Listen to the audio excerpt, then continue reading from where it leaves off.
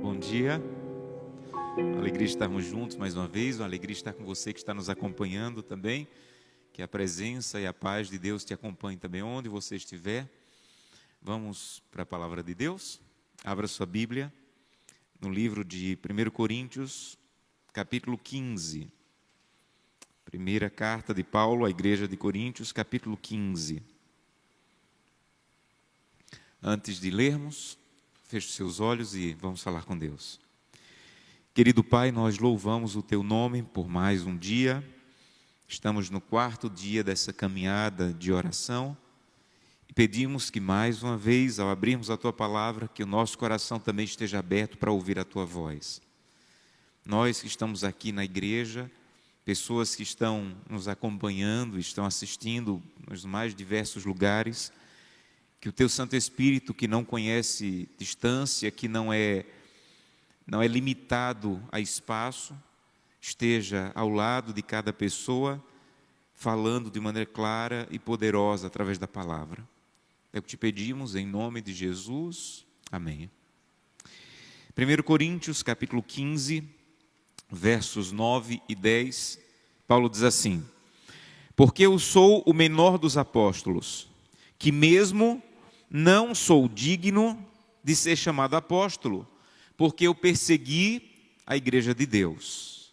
Mas, pela graça de Deus, sou o que sou. E a sua graça que me foi concedida não se tornou vã. Antes, trabalhei muito mais do que todos eles, todavia não eu, mas a graça de Deus em mim. Várias vezes nos livros de Paulo, ele faz uma defesa do seu apostolado. Você vai ver que algumas vezes ele diz assim, olha, eu sou apóstolo. E outra vez ele diz assim, olha, eu sou apóstolo, eu sou apóstolo. E você precisa entender por que Paulo se preocupava em dizer que era apóstolo. Vejam, a palavra apóstolo, ela tem um significado muito especial e próprio. Você pode dizer que é pastor, você pode dizer que é ancião, você pode dizer que é diácono, mas para dizer que é apóstolo, você tem que ter tido um encontro físico pessoal com Cristo. Então, você não pode dizer eu sou apóstolo se você não caminhou fisicamente e teve um encontro físico com Cristo. Os discípulos, eles eram apóstolos porque eles passaram 3 anos caminhando com Cristo fisicamente. Você lembra que depois da morte de Judas, quando foram encontrar um outro discípulo, disseram assim, olha, temos que encontrar alguém que caminhou com Cristo, porque ele também tem que ser apóstolo. Então, não pode ser alguém que chegou agora, tem que ser um daqueles que caminhou com Cristo durante os 3 anos de ministério. E Paulo não foi um dos 12 que caminhou com Cristo. Por que ele se considerava apóstolo? Ele diz que esteve no deserto da Arábia por 3 anos, e também teve lá um encontro físico pessoal com Cristo. Então, o encontro físico pessoal com Cristo que ele teve no deserto da Arábia, durante os 3 anos que ele esteve ali se preparando para o seu ministério, dava a ele o direito de ser apóstolo. Por isso que ele diz várias vezes, eu sou apóstolo. Eu sou apóstolo. Respeitem o fato de que eu também sou apóstolo. Mas nesse verso em especial, apesar de ele defender o fato de ser apóstolo, ele diz assim, eu sou, mas não mereço. Eu sou, mas não mereço. Porque eu persegui a igreja de Deus. Eu sou, mas não mereço. Esses dias eu me peguei pensando em tudo o que eu sou, mas não mereço. E você pode passar um bom tempo do seu dia ou da sua semana pensando em tudo que você é, mas não merece. Esse ano, eu estou completando 21 anos de casado. Eu sou casado, mas não mereço. Ao longo dos 20 anos, muitos amigos, muitas pessoas queridas, muitas pessoas próximas se divorciaram. E eu não sou melhor que elas. Há na minha família muito divórcio.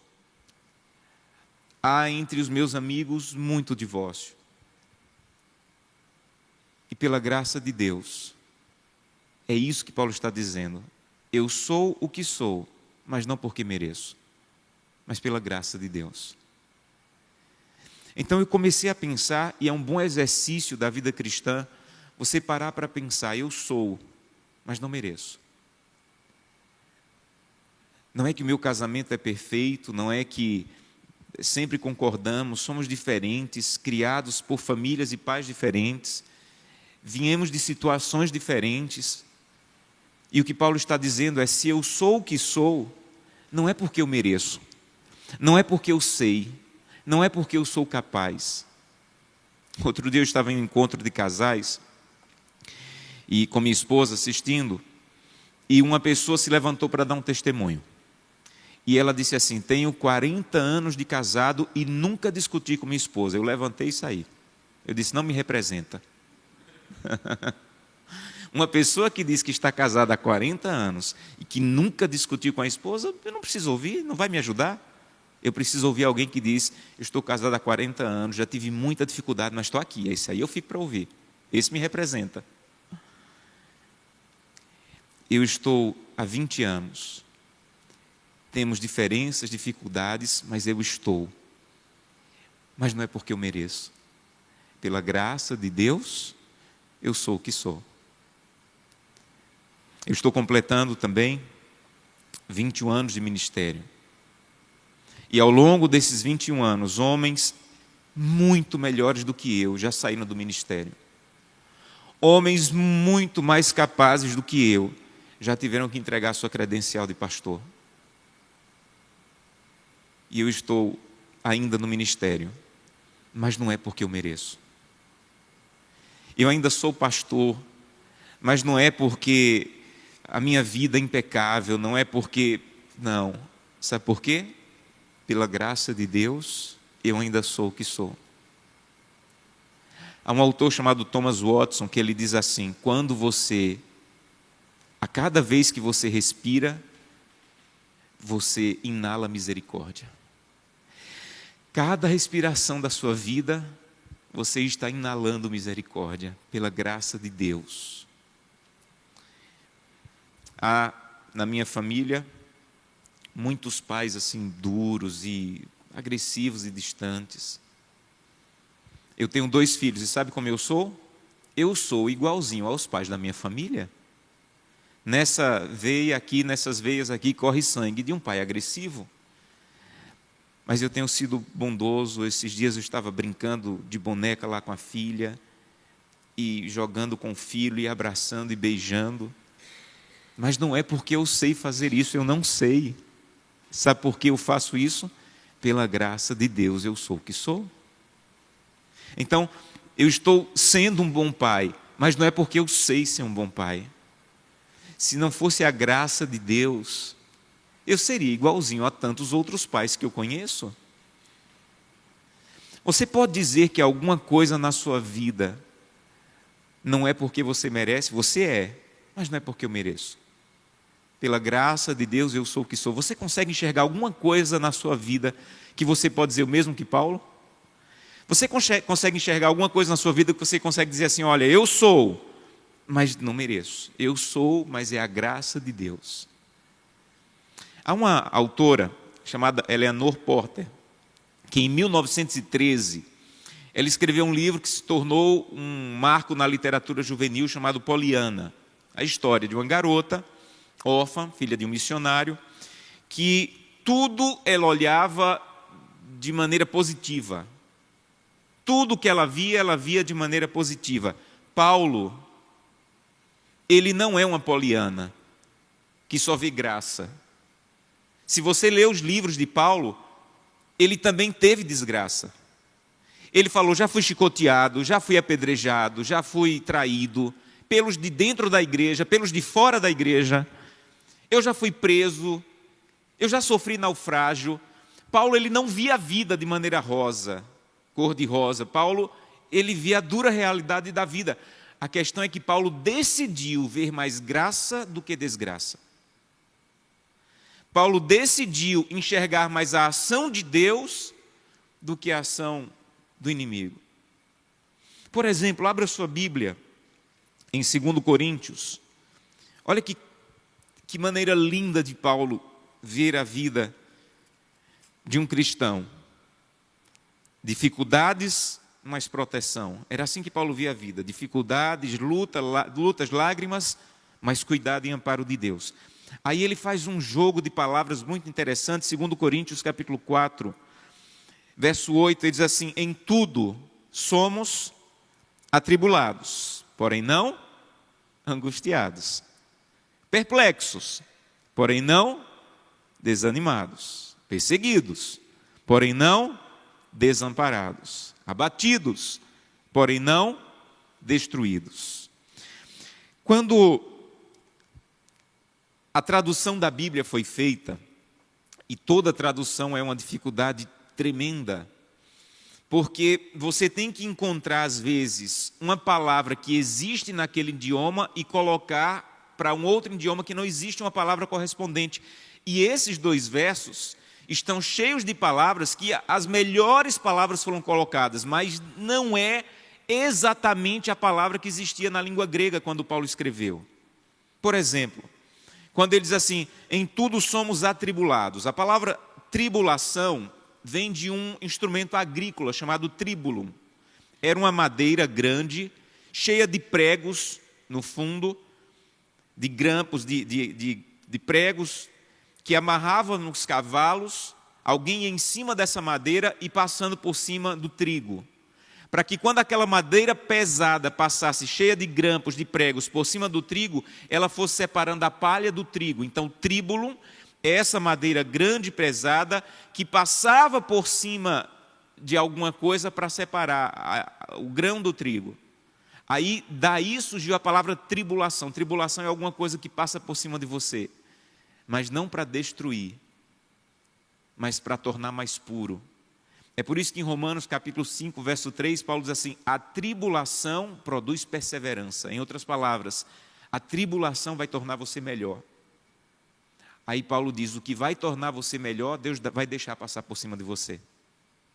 Se é para te tornar melhor, Deus vai deixar te alcançar. Um dia eu estava em um congresso para jovens, e eu vi uma cantora ir lá à frente e dizer assim para quase 4.000 jovens. Ela disse, garotos e garotas, Deus quer mimar você, Deus quer mimar você. E eu tive vontade de dizer, após a fala dela, não é verdade, Deus não quer mimar você, Deus quer transformar você. E se para transformar você, Deus tiver que permitir que o tribulum passe por cima de você, Ele vai permitir. Eu creio que Deus é capaz de mimar, e eu acho que o céu vai ser um mimo só. Mas enquanto você estiver nessa terra, Deus quer transformar você. Por isso que Paulo diz, nós somos em tudo atribulados. Deus vai permitir que a tribulação passe por cima de você. Mas Deus não vai permitir, verso 8 ainda, que a angústia passe por cima de você. E a angústia não é a melhor palavra correspondente ao que Paulo quis dizer. A palavra que Paulo usou aqui é destruído. Então você vai ser esmagado, mas não destruído. O tribulum pode passar por cima de você, mas não a destruição. Então ele disse assim, somos em tudo atribulados, porém não destruídos. Aí ele diz, perplexos. A palavra perplexo poderia ser traduzido por desorientado. Vai ter momento da sua vida que você vai ficar sem saber o que fazer. Você vai ficar desorientado. Deus vai permitir isso. Mas não desanimado. E a palavra desanimado é a palavra grega exopero, que diz não em completo desespero. Você pode até ficar sem orientação, mas não em completo desespero. Você pode até ser perseguido, Paulo diz, mas não desamparado. Você pode ser até abatido. A palavra abatido era a palavra quando alguém estava lutando, um gladiador estava lutando e levava um golpe que caía. Você vai levar golpes na vida e vai cair. Você vai cair, mas você nunca vai ser destruído. A palavra destruído é o golpe que mata. Então Paulo diz assim, a diferença entre o golpe que derruba e o golpe que mata. O golpe que derruba você vai sentir algumas vezes na vida. E talvez vocês que estejam agora aqui ou que estejam nos assistindo estejam vivendo um momento que você levou um golpe, que você caiu. Mas Paulo diz assim, você pode até levar um golpe que você vai cair, mas nunca você vai levar um golpe que vai te destruir. Então Paulo não via só graça, Paulo também via desgraça. Porque enquanto estivermos nessa terra, nós vamos passar por tribulação, nós vamos passar por perplexidades, nós vamos passar por perseguição, nós vamos passar por abatimento. Disso você não escapa. É o que Paulo está dizendo. Disso você não escapa. Agora, você nunca vai ser angustiado, desanimado, desamparado ou destruído. Isso aqui não pode te atacar. Então, por isso que Paulo diz assim, olha, pela graça de Deus, eu sou, mas não mereço, mas pela graça de Deus eu sou o que sou. Pela graça de Deus, pelo cuidado de Deus, pelo amparo de Deus, eu sou o que sou. E você tem que começar a enxergar a vida do jeito que Paulo enxergava. O cuidado de Deus, o amparo de Deus. Quando a minha filha nasceu, ela nasceu com intolerância à lactose.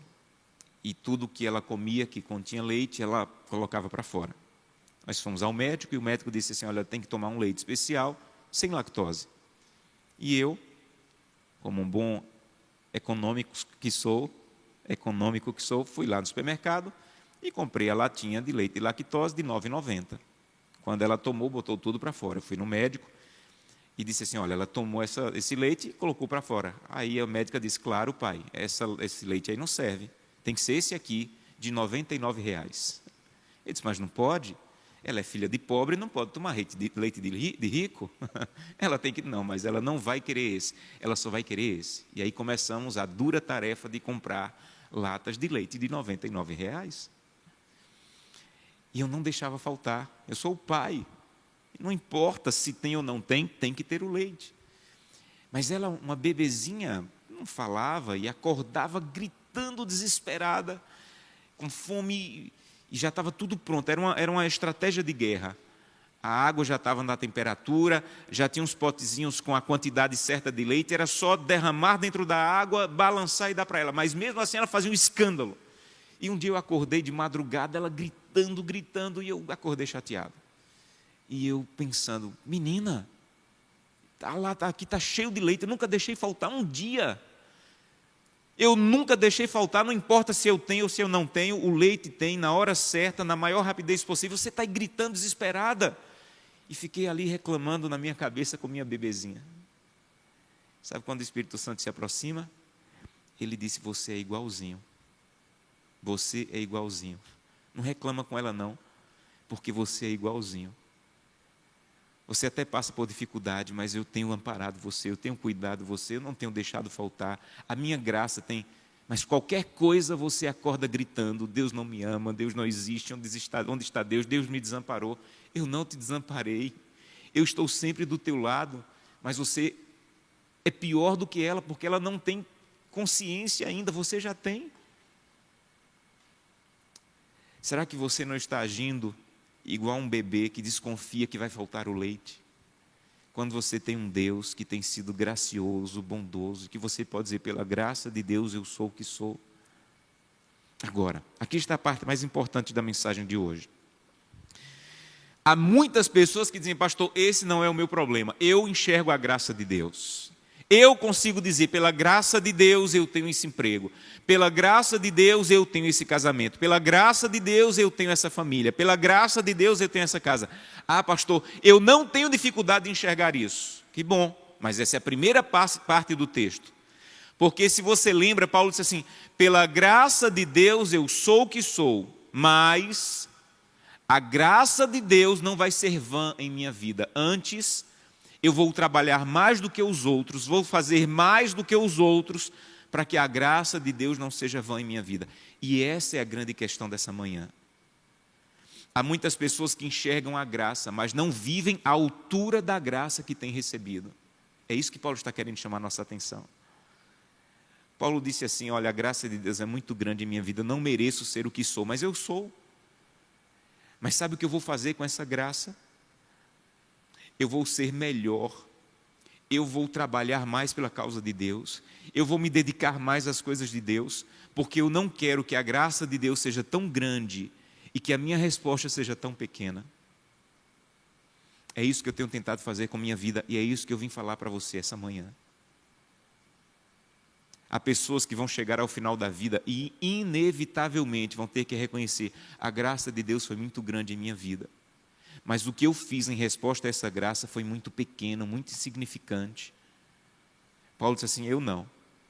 Eu quero terminar a vida dizendo: a graça de Deus foi grande em minha vida, mas essa graça me atingiu de maneira tão poderosa que eu dei o melhor da minha vida pela causa de Deus.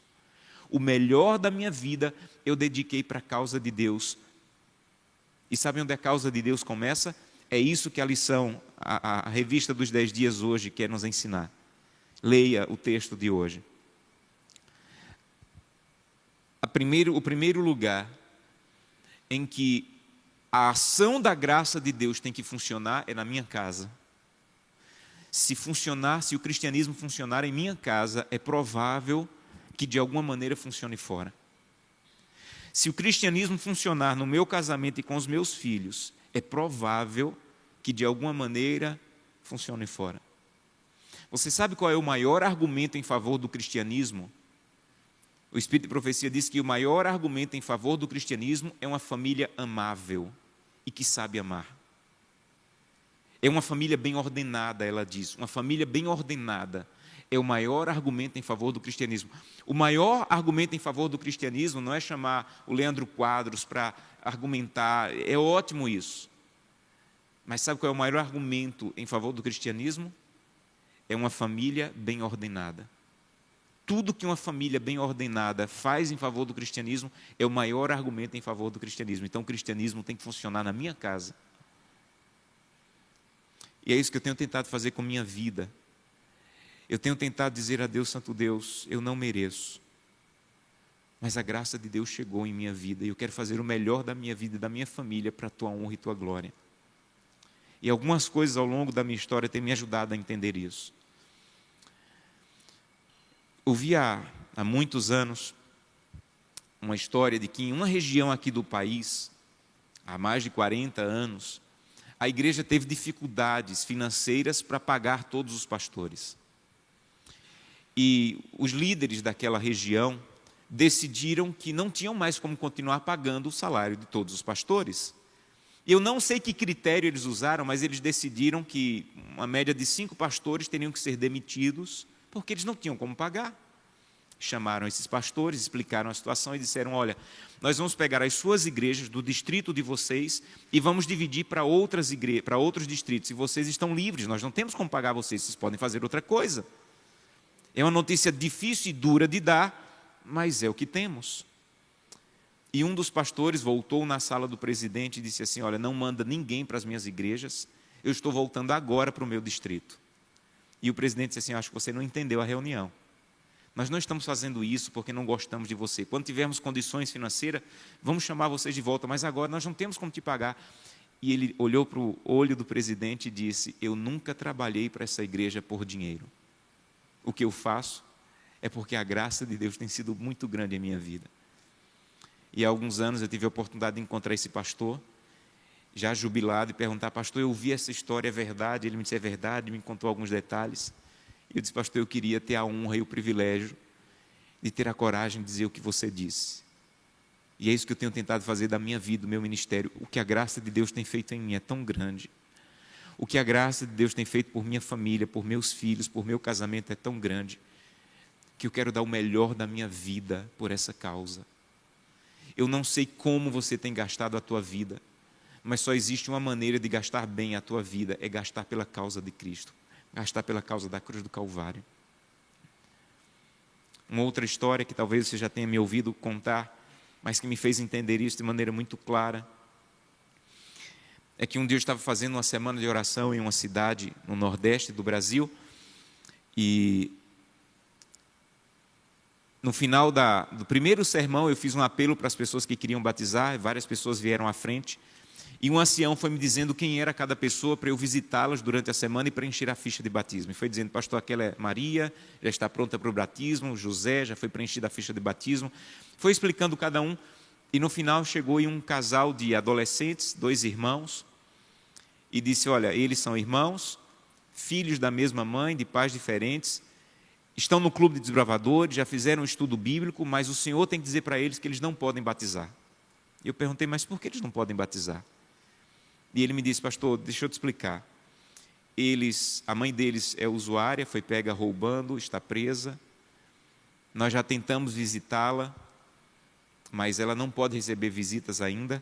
Eles moram em um orfanato, em frente ao orfanato que eles moram, uma irmã fez um evangelismo na casa dela, num pequeno grupo na casa dela. E toda noite os meninos mais velhos do orfanato iam assistir o evangelismo. Eles assistiram todas as noites, receberam estudo bíblico, estão no clube dos bravadores, mas o senhor lembra que na ficha de batismo, o responsável tem que assinar. Um adolescente não pode batizar sem autorização dos pais e a mãe deles não pode receber visita ainda. Então, eles não podem batizar sem que a mãe assine a ficha de batismo. E eu fui falar para eles, abracei e disse, olha, parabéns, vocês já são da nossa família, parabéns porque vocês estão no clube dos bravadores. E expliquei para eles, mostrei a ficha, mas eu não posso batizar vocês. E eles disseram, pastor, a gente quer batizar essa semana, é o batismo do nosso clube, dá um jeito, vai lá falar com o diretor do orfanato. E eu prometi que ia, meio constrangido, achando que talvez o diretor do orfanato pudesse achar que a gente estava querendo forçar os meninos ao batismo, mas fui. Quando cheguei lá, ele me recebeu muito bem, eu expliquei para ele a situação, e ele me disse, pastor, a justiça já tomou a guarda deles, da mãe. Nós aqui do orfanato é que somos responsáveis por eles. Então, se alguém tiver que assinar alguma coisa por eles, somos nós. E eu assino qualquer coisa para que esses meninos fiquem na igreja. Eu perguntei por quê. E ele me disse, pastor, o menino, ele já fugiu daqui mais de 10 vezes. Eu não sei o que acontece na igreja, mas depois que ele está indo para lá, nunca mais ele fugiu. Eu não sei o que é que vocês fazem na igreja, mas alguma coisa está acontecendo no coração desses dois. A igreja, pastor, tem uma escala, e todo final de semana uma família pega eles aqui na sexta-feira, leva para casa para dar um final de semana digno, porque o final de semana é o pior momento no orfanato, não tem escola, não tem muita atividade, e eles passam o final de semana com a família e voltam na segunda. Todo culto tem uma escala na igreja que alguém vem buscá-los aqui e vem trazer no final do culto. Quando está dando a hora do culto, esses meninos ficam loucos para tomar banho e se trocar porque querem ir para a igreja. Eu não sei o que vocês fazem lá, mas alguma coisa está acontecendo na vida desses dois. E no final da semana, quando eu entrei no tanque com o menino, que deitei ele na água e levantei, ele estava chorando e eu também. E eu disse, Deus, dentro do tanque eu disse a Deus, Deus, eu quero morrer fazendo isso aqui.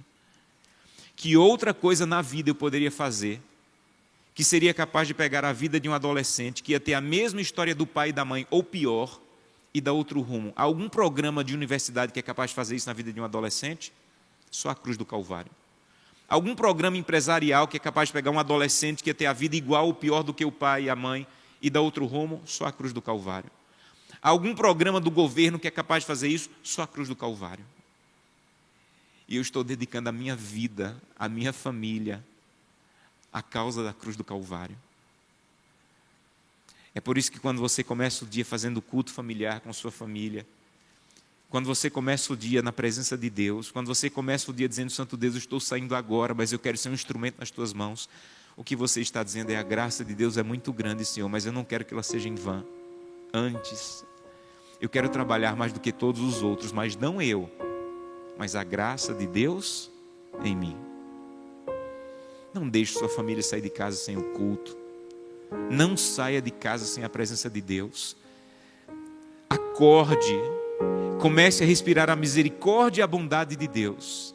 Encha-se da misericórdia e da bondade de Deus e saia de casa cheio da graça para dizer, eu quero que a graça de Deus hoje não seja vã em minha vida. Mesmo que eu vá para um supermercado, eu quero que o meu sorriso para atendente seja o sorriso de um cristão cheio da graça. Sabe? Um adventista, um cristão deveria se acordar todo dia e dizer, Santo Deus, eu quero ser um instrumento teu. Você nunca deveria ir na padaria pelo pão apenas, você deveria ir pelo padeiro, para mostrar a graça de Deus para ele. Você nunca deveria entrar no Uber por causa da corrida, você deveria ir por causa do motorista, para mostrar a graça de Deus para ele. Encha-se da graça de Deus, da misericórdia, da bondade de Deus, e saia todo dia de casa dizendo: eu não quero que a graça de Deus seja vã em minha vida. Antes, eu vou dedicar o melhor da minha vida para a causa da cruz do Calvário. E eu quero convidá-lo a dizer: eu quero dizer o mesmo, eu quero ter a honra de dizer o mesmo que Paulo. A graça de Deus chegou à minha vida.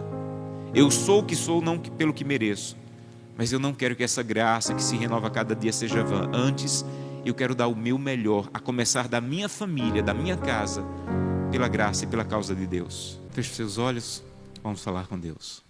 Querido Pai, muito obrigado porque ao despertarmos hoje, mais uma vez expiramos a Tua misericórdia, a Tua bondade, a Tua graça. Mas nós queremos ter a honra e o privilégio de dizer como Paulo: essa graça, essa misericórdia não tem sido vã em minha vida. Antes, eu tenho vivido à altura dela, dentro de casa. Eu tenho vivido à altura dessa graça, fora de casa. Eu tenho trabalhado mais do que todos os outros, dedicado o meu melhor para a causa da cruz. Mas não eu. Até o que eu faço ainda é a graça de Deus em mim. Que hoje, Santo Deus, o nosso dia seja um dia de gratidão e reconhecimento, que as nossas atitudes em casa e fora de casa sejam um reconhecimento de gratidão ao que Deus tem feito por nós e em nós. É o que te pedimos em nome de Jesus. Amém. Que Deus te abençoe, te dê um dia na presença do Senhor abençoado.